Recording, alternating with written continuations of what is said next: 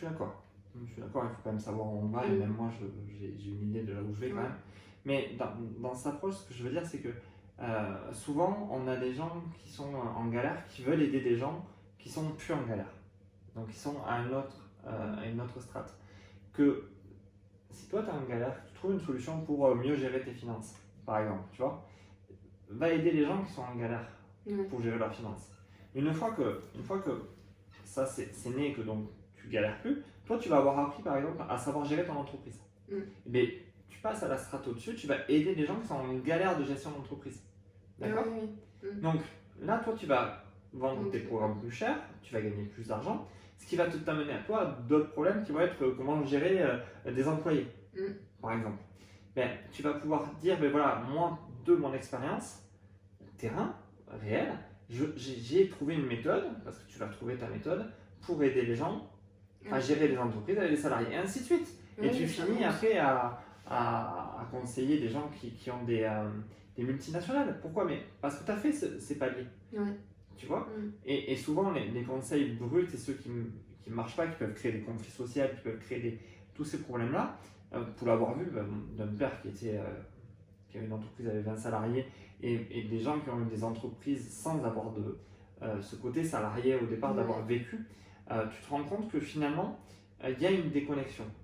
Les conseils des gens qui arrivent pour te dire comment tu dois gérer une société qui eux-mêmes n'ont jamais eu de société, voire de salariés, mais c'est juste une éducation de papier, de livres. C'est plus, on n'est pas dans une pratique en fait intellectuelle.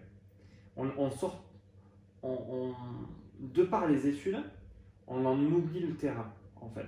On en oublie en fait le fait de se confronter aux vrais problèmes. Je connais des gens qui ont une culture extraordinaire, qui ont vécu des choses de par leurs études importantes, et qui finalement manquent de cette culture de la vie et du terrain en fait. Que quand toi tu t'autorises à franchir les étapes, il n'y a pas vouloir passer du niveau 1 au niveau 14 d'un coup, c'est vachement plus pratique. Moi aujourd'hui, les gens que je coach sont les gens qui sont aujourd'hui ce que moi j'étais il y a 2-3 ans.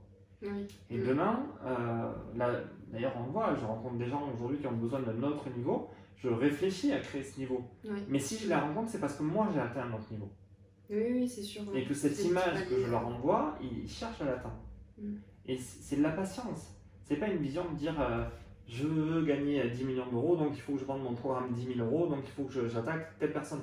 Mais comment tu vas les attaquer si tu n'as pas vécu ce chemin? C'est un peu le problème. C'est tous ces gens en fait qui à un moment donné veulent éviter des erreurs. C'est ok, mais on le dit bien, même bébé, tant qu'il ne se sera pas brûlé, il y remettra les mains. Et c'est un peu la même chose. Tant que tu n'as pas fait tes propres erreurs, tes propres armes, alors on peut t'aider à éviter de faire faillite, de partir vraiment dans tous les sens, mais tant que tu n'as pas été toi-même éprouvé par les choses, ça devient compliqué de ne pas faire. Parce que tu te dis, tiens, mais ça serait peut-être bien. Tant que tu n'as pas pris le mur, ça passe pas.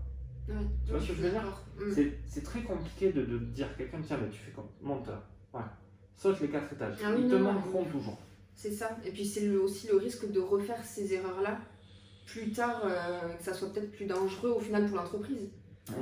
Exactement. Et il y a une image là qui me vient, c'est un truc qui me surprend énormément aujourd'hui, c'est qu'on met des bébés, tu sais, dans les trotteurs là. Ils s'assoient là, ils savent pas marcher, ils peuvent déjà se déplacer dans toute la maison. Tout le monde trouve ça magique. Enfin, à la base, un gamin, il est par terre, il marche à 4 pattes, il essaye de se lever, il se casse la gueule, il essaye de se lever, il se casse la gueule. Aujourd'hui, on a des tas de jeunes qui ne savent pas marcher. Est-ce que ça peut pas être à cause de ça? Est-ce qu'on leur a pas permis de sauter l'étape de je tombe, je me fais mal, je pleure en disant attends, je te protège? Et je respecte les parents qui font ça, je comprends l'idée. Mais finalement, est-ce que cette étape-là, elle n'était pas nécessaire pour arriver à marcher, à savoir courir, et ainsi de suite? Et c'est un peu dans le business aujourd'hui, ce qu'on voit fleurir énormément, c'est-à-dire t'es là, mais je vais te faire sauter là, en te disant mais t'inquiète, tu feras pas le voyage. Et ça, le voyage, tu seras obligé de le faire. À mon sens, tu n'as pas d'autre solution.